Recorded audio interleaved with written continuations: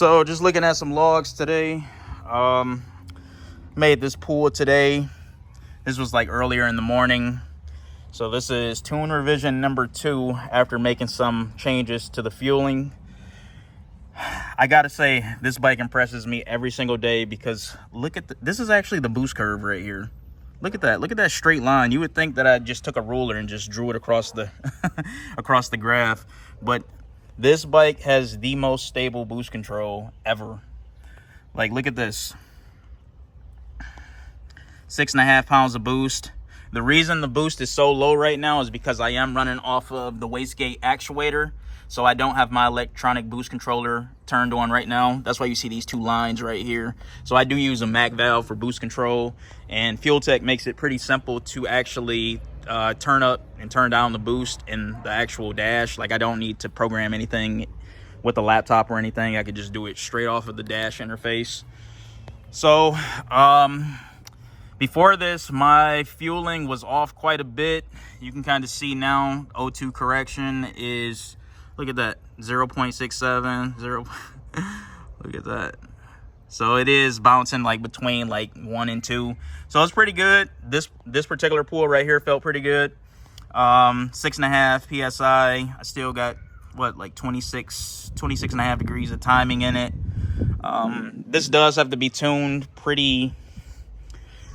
has to be tuned different than how you would typically tune a boosted combo, because on the Fuel Tech software they do have let me see, they have these tables right here. So they call them map auxiliary tables, and then this is basically like a fuel multiplier as you get into boost right here. It makes it a little bit more involved with my setup because I do run 2 injectors. I run a primary and a secondary injector that comes on with a boost. I think that's a little bit of a better setup because you can retain resolution down low for like the low speed cruising when you're, just cruising at low speeds. So let's see, let me go back to that log. So I'm pretty happy with this so far. I do target a pretty, what you would consider a rich air fuel ratio because my bike is non-intercooled. The one thing I can say is even with my setup last year, I've never really seen too crazy of an IAT temperature. I want to say I've never seen over 200 degrees, even when I was running like 24 pounds of boost last year on my stock bore, stock stroke setup. This is the 500cc setup now, same turbo, same everything. So I think at this point, I'll probably make another baseline log, a secondary log, just to back up this data right here, just to make sure everything is accurate, and then I can start chipping away at turning the boost controller up. So 6 psi, that's like a joke. That's definitely not within this turbo's efficiency range.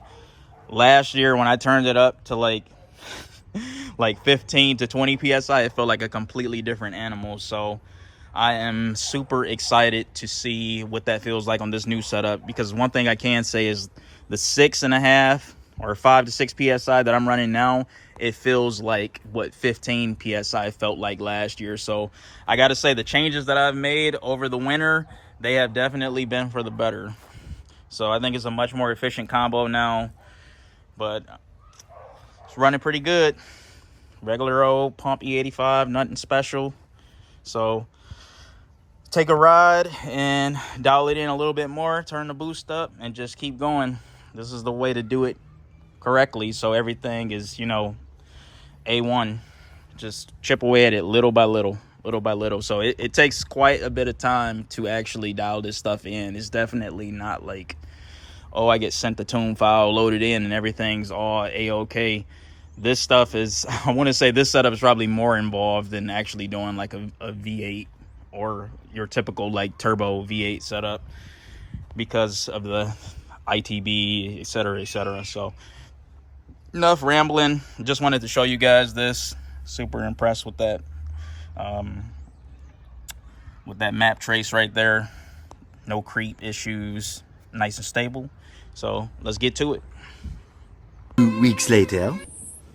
So this is definitely not the not the cut that I wanted to make, but kind of see what's going on here.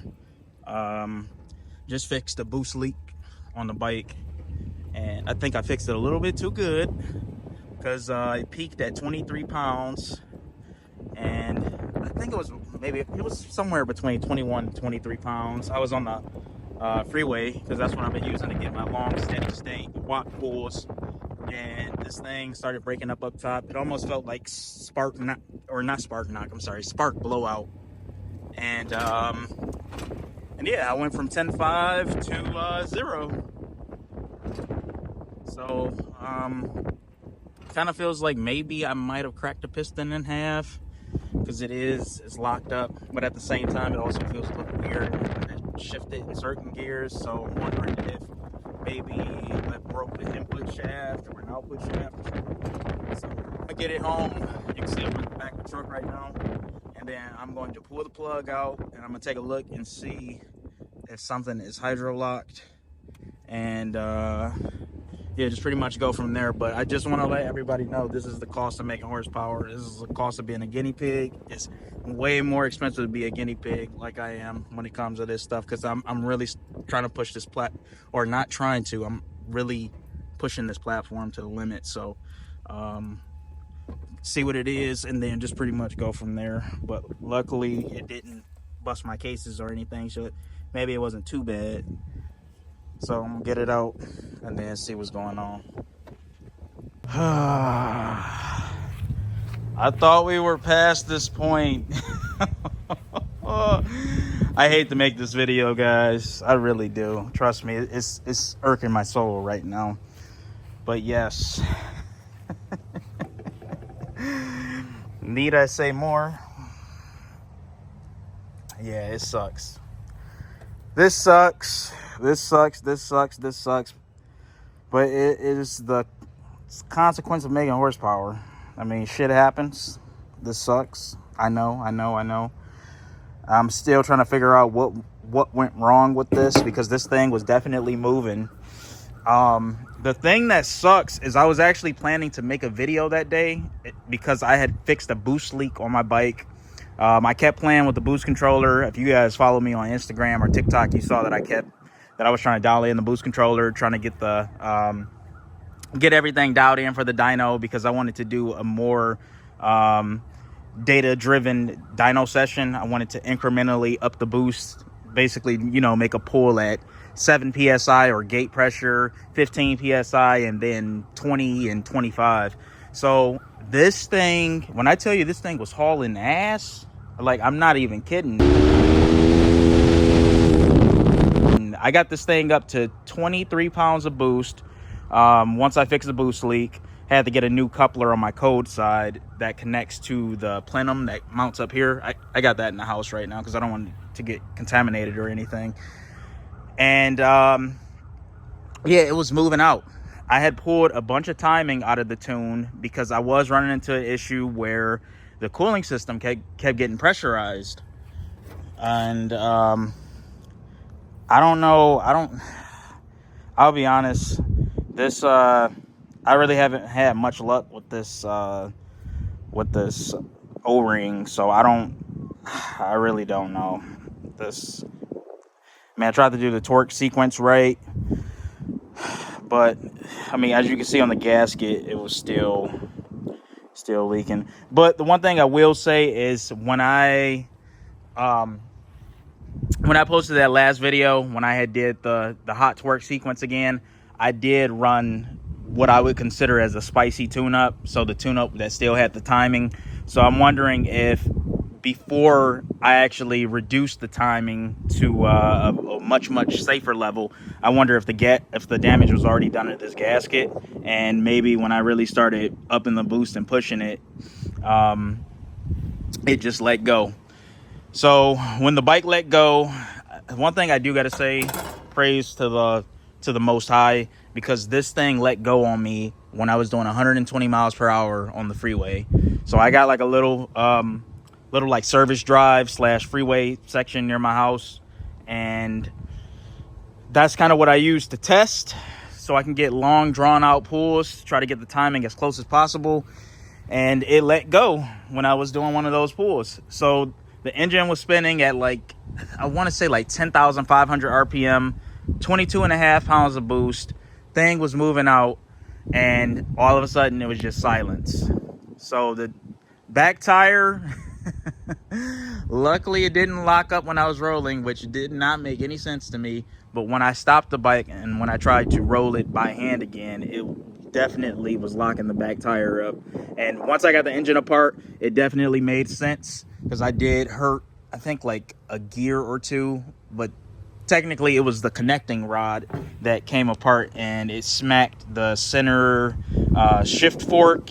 And I'm not 100% sure what gear. It's on the same shaft that drives the clutch basket. I'm not 100% sure, so I have to get back to you guys on that. But yeah, you can see this thing got broken in half. It went through the skirt. Oh my goodness. This is like the second time I've done this to a Carrillo piston. Maybe it's a coincidence, but I don't know. But it's cracked up all through the pin bore, everything. But like I said, if you aren't prepared for stuff like this, you just got to get a new hobby. Because this, like I said, shit happens. It sucks. I really wanted to get this thing on the dyno for you guys, so I completely apologize. I'm not even mad. I'm not mad that it broke or anything. I'm more upset that I couldn't get you guys the results that you were so desperately wanting to see. So it sucks. It sucks. So one thing, I think if I rebuild this again, I think I'm definitely going back with a stock bore. I just had really good luck with that last setup that I had last year. It was a stock bore. I did have a stainless O-ring in the head, but it was more so of a hybrid deal. You can see this one as this is still a stainless O-ring, but it's using a copper head gasket. So the last 450 turbo setup that I had that made 100 plus horsepower back in 2023, that setup was using a MLS head gasket, and it also had a fire ring, so like a stainless fire ring. Worked really damn good. Never had any problems with it pressurizing the coolant. And for the most part, that setup, it didn't have a failure other than one of the exhaust valves getting tulipped. But that was kind of self-inflicted, because those were the same exhaust valves that I had when I was running my Ford EcoBoost turbo setup back when I used to have the pipe on the side of the bike. Basically my proof of concept setup. So I recycled those valves. Those valves had way too many hours on them. I'm surprised I was even enough of a cheap ass to not change them out when when I did that new 450 stock bore stroke setup. So that was the only reason that setup came apart. Bottom end looked good on it. Everything looked solid. Maybe it might have been a little self-inflicted damage as far as the cylinder walls goes, as far as scoring, but that was more so when I was first starting out trying to tune this thing. It had a lot of cycles where it was running extremely rich, so I'm sure I probably washed that bore down and caused some of that scoring because of that. So for the most part, that setup was pretty solid though. I probably have over 200 logs of me making 20 plus PSI pulls, and it was just eating it. And that thing hauled ass too. So I think I'm gonna go back with the tried and true. I am exploring a couple of options. I wish I can get a billet case for this thing, because you guys know how much I love billet. But yeah, it just sucks, man. So let's go actually take a look at more of the carnage in the house. Man, it sucks. So yeah, let me show you guys what else got screwed up. But luckily got this baby right here to hold me over for the time being. So let's go check it out. So I wanted to make this as quick as possible as far as getting the engine out and inspecting everything, so I could get a jump on parts if I do rebuild it with the stock bore stock stroke setup. So first things first, this is the crank. You can see I absolutely, man, that rod is I bent the shit out of that thing. Look at that. I mean, for the most part, everything else does look good. This crank, obviously, I had welded. This was done by Crankworks. And I was running one of their Crankworks rods, too. Or a rod. So, this was last year's rod and piston right here. You can kind of see, for the most part, everything looks pretty solid. Had no rod failure at all. Same exact rod that I'm running with this setup. So the only difference is the bigger piston or bigger bore. So I don't know if weight maybe played a factor. Maybe I was turning too much RPM. I really don't know. I really do not know. This is last year's bore. This is the stock bore setup that I mentioned earlier in the video. You can see this does use a stainless O-ring. Yes, it has a break in it. It's not a one-piece billet ring. But you can see some of the... There's a little bit of scoring in there. To be honest, I could probably get this replated. But some of the prices that I was seeing online for the replating cost, it's like the same price as a cylinder. A brand new cylinder, or close to it. So this was another area I was worried about right here. You can see this is the transmission. Luckily, everything on this shaft, like the output shaft, looks pretty good. So it looks like a lot of this stuff could be reused. I am going to break these down and go through it very, very, very incrementally. And just make sure, because I did have the undercutting done on the gears, which made a huge difference. And then I also had this stuff cryo forged as well. I want to shout out Cryo Heat for that. That was easily the best thing that I've ever done to the transmission on this bike, because it shifted like butter and it never popped out of gear. And then I also want to shout out Joe's ATV that he did the undercutting on the gears for me. I'm trying to see if you guys can... Yeah, you can kind of see it right there. You can kind of see it. You see how it looks... That machine finish right there. So all of the dogs have that, and then the gears as well. So there's like a taper or an undercut put on the actual dog to prevent them from jumping out of gear. Let's see. This shaft right here, this is probably what saved that rear driven shaft from getting screwed up. But you can see this gear got absolutely demolished. And then... So two of these gears looks like they could be reused. So once again, I'm gonna go through this stuff and make sure it's actually good before I try to write it off. But the way that the rod actually hit this gear, I think I almost just want to replace this shaft for peace of mind, because I don't know if this thing is slightly bent, and I really do not want to bank on the fact that it's not. Maybe I can go have it take it up to a machine shop or something and see if there's like any run out in it. But I might just replace this entire shaft just to have peace of mind. So shift forks, I think this one is slightly bent. This stuff right here I really don't mind replacing, because anytime when I gotta crack the cases open after any type of failure, I just replace these, because this is just... You could save yourself a headache. Just replace these, because this part is under a lot of stress as it is, especially if you power shift like me. And I just want to know that those are always in good working order. So actually, I think you can... Yeah, I think this one is bent too. But this one, the center one, is the one that really got fucked up. So this one right here, this is what took that rod.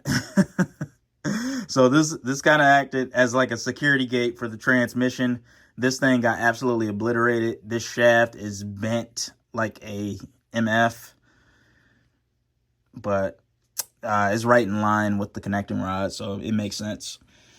The thing that sucks about all this, though, and I think this might be repairable. It depends on how good of a deal I can get on a set of cases. But the cases really didn't take a lot of damage. The flaky stuff you see in there, that's just debris that I haven't cleaned out yet. Obviously, every new rebuild is getting new bearings, so that's nothing. But right here got hit by the connecting rod. either the correct connecting rod or the piston. I think the connecting rod. But the thing that sucks is I think this piece right here is an actual oil galley crossover into the next case. So it kind of sucks because this piece right here, you know, it's not a bolt going through it or anything. I don't really think this is like majorly structural, but this is a very important part of the case because this is how the other case half gets oiled. So correct me if I'm wrong, but I do see a pinhole in each side, and I'm guessing that this is probably an oil galley more than anything. And it probably oils this bearing right here, if I'm not mistaken. Technically, I probably could go at this with like a Dremel and then weld like an aluminum dowel and maybe just get it, because I think when this is all said and done, like if it's in good condition, this is like flush with the actual case mating surface. So technically, I think I probably could fix this, because obviously if you guys build these dirt bike engines, you know this is the most important part right here. Usually these cases sell for like $1,200 used.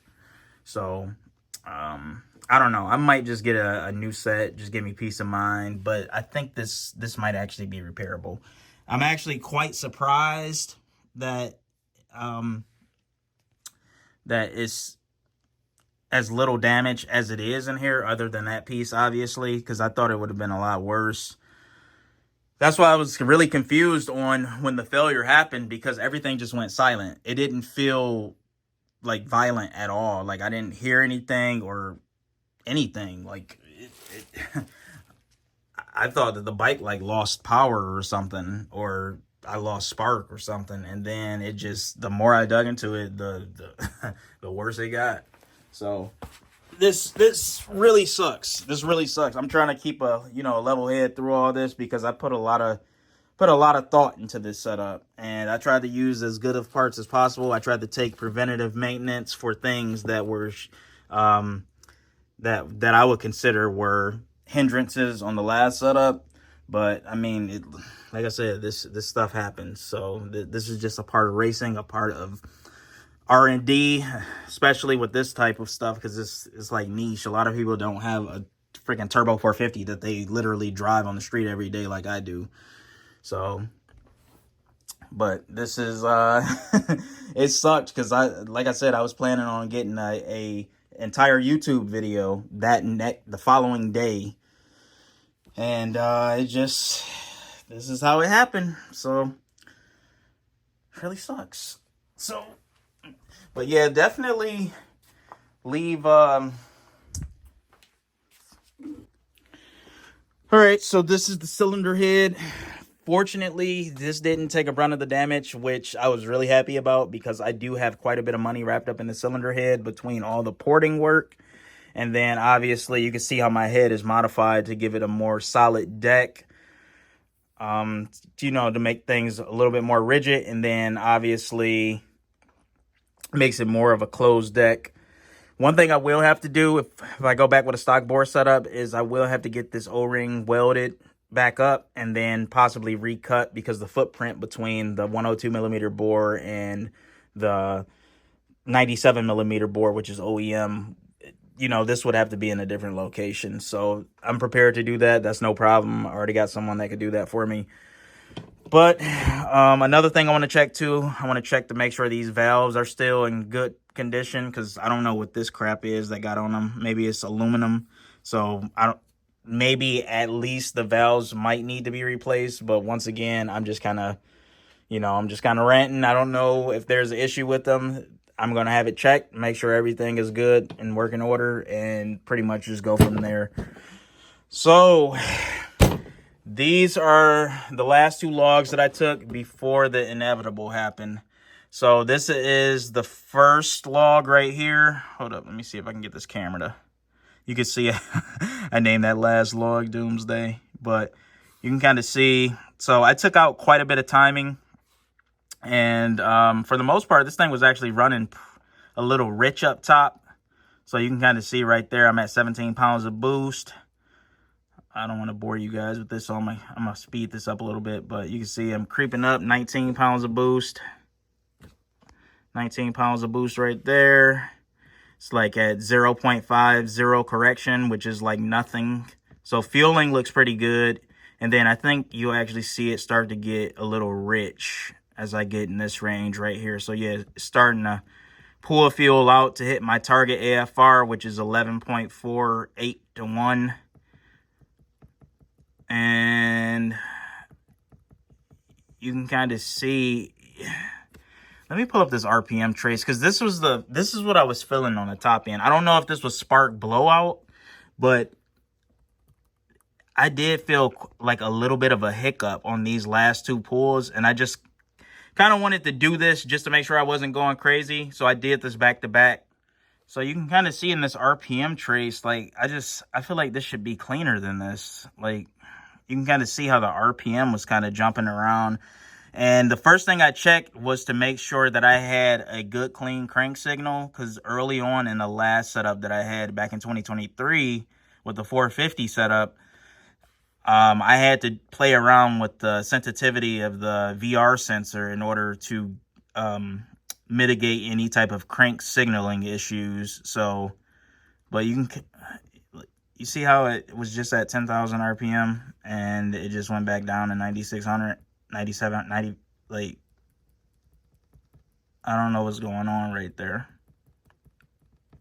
So maybe it was spark blowout. I did have a pretty tight gap on the plug though. The plug was like at, I want to say like 18 thou or so. So it's hard to say. Like I didn't see any indications on the plug when I pulled it out that something was going RE. But I mean, this is the only thing that could really explain this. I mean, at most I'm seeing like I'm rich by like 4% from my target AFR. So make it make sense. I don't know. So let's see right here. Sorry about the laptop too. This thing has been through some stuff. So you can see this is the last log right here. I'm at 20, let's see, 20 pounds of boost. I think I hit 21 pounds. So yeah, it got a little rich up here, positive 8%. Then it starts coming down a little bit. So I think it was hanging around like 7% here, but right here is the area where that is of concern. So let me take this, scroll over here. Look at that dip right there. So the reason why I like doing these long pulls is because you could just, you know, for one, I was kind of impressed on how well this thing held boost. Like I never had any creep or like runoff issues with it. But let's see. You can see right here that dip. So I was at 10,500 RPM. Watch this dip right here. And it's progressively getting richer too. So I don't know if it's coming apart, coming apart right here or what. But look at this. Dipped all the way down to 9,400. Then it's back at 10.4. So that was like 1,000 RPM dip. So I don't know what caused that. And I went back through the trace. I didn't see any type of like crank signal dropout or anything. So I'm really not sure what caused that. Maybe the only thing that makes sense is spark blowout. So also using around, let's see, fuel flow total, that is around 160 pounds of injector, which is pretty crazy for a single cylinder dirt bike to be using. But like I said, this is an open discussion. So if maybe it's something I'm missing, chime in. Definitely feel free to chime in. But I don't know. This thing was hauling ass though. That's all. That's all I can say. But this definitely sucks. Definitely sucks. And I had really good luck with this crankwork. This is a really beefy rod. This almost reminds me of like a miniature Cali's Ultra Billet rod from like the LS world. But I mean, obviously, as you can see, this thing held up great last year. I had over 200 hours on the engine making 100 plus horsepower, and it did great. So shout out to the guys over at Crankworks, Pouty specifically, and the whole team over there pretty much. But Their stuff is pretty good. So I don't want people to build any type of like biases about the parts that I have, because this, you know, like I said, fluke accidents happen. And then once again, I had issues with that O-ring sealing and stuff. So it's really hard to say what could have caused this issue, but can only rebuild better, bigger, stronger, and just try to go from there. But, you know, minor setback for a major comeback. I mean, at least I'm getting good at taking this thing, putting this thing together. But yeah, hopefully I'll be back out soon. I'm gonna try to minimize the downtime as much as possible, because it would be cool to do some winter stuff with the bike this year, especially with all that turbo, that extra power from the turbo. So maybe even get like a what are those kits? The timber sled kits. That would be cool to do. But as always, guys, please like, comment, and subscribe. Please comment on this video, because I want to get everyone's take on everything that I've went over in this video, and just pretty much, you know, let it marinate, because I do want to hear some other opinions. But please like, comment, and subscribe. Please hit that bell notification. I will have videos on the Grom dropping. I'm converting that to E85 right now, so, you know, there won't be a lack of content at all. But yeah, just yeah, hit that bell notification. If you haven't already, please go subscribe to my YouTube, or please go subscribe to go follow me on Instagram, go follow me on TikTok, subscribe to the YouTube, and yeah, just stay on the lookout for updates. And I should have, you know, a direction that I'm going to go on this pretty soon. So until next time, everybody ride safe, and yeah, shout out to all the supporters. Peace.